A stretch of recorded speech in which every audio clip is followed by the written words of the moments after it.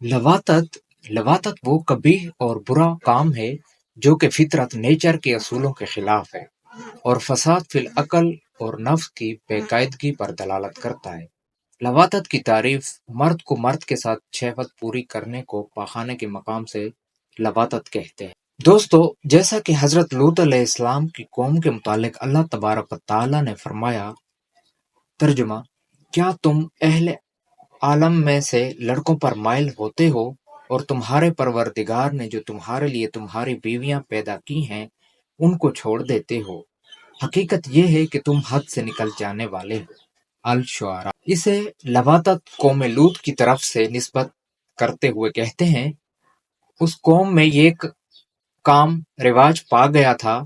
इस काम को वही करता है जिसकी आंख की रोशनी जाती रही हो, जिसकी इज्जत व आबरू स्याह हो चुकी हो, उसकी फितरत इस मकाम से हट चुकी हो जहां अल्लाह तबारक ताला ने रखा है।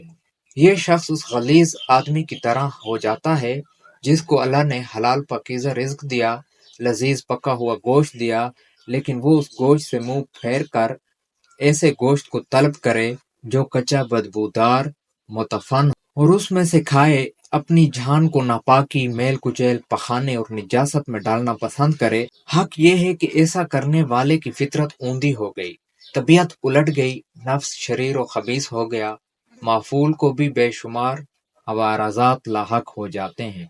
दोस्तों, इब्ने कैम रहमतुल्लाह अलैह फरमाते हैं कि माफूल को कत्ल कर देना ज्यादा बेहतर है, वरना वो ऐसा फसाद मचाता है जिसकी इस्लाह की कभी तवक्का नहीं की जा सकती। इसकी तमाम भलाइयां रुखसत हो जाती हैं, उसके चेहरे से हया रुखसत हो जाती है।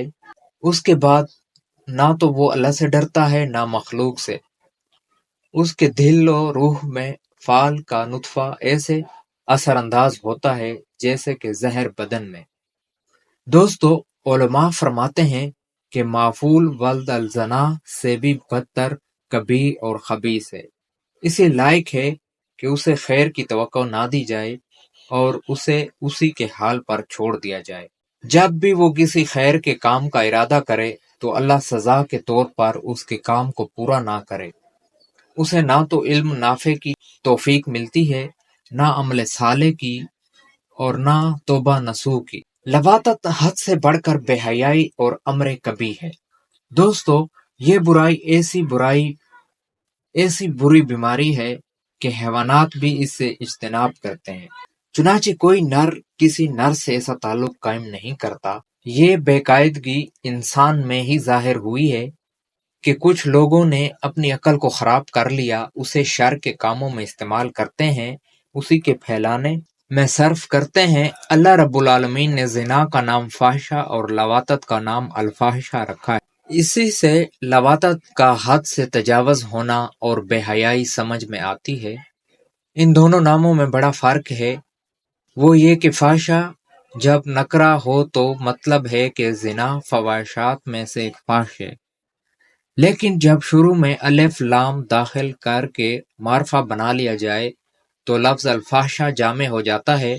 इन तमाम मैनी को जो अल्फाहिशा के आते हैं, जबकि फाहिशा इबारत है और हर उस चीज से जिसमें कबाहत पाई जाए।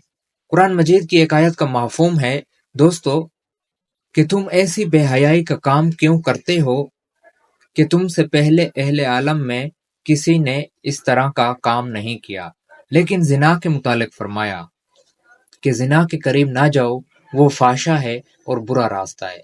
बनी इसराइल। दोस्तों, मालूम हुआ कि जिना फवाहिश में से एक फाहिश है, जबकि लवातत अल्फाहिशा है। मुमकिन है कि इसे अल्फाहिशा इसलिए भी कहा हो कि जिना में मर्द और औरत दोनों शरीक होते हैं।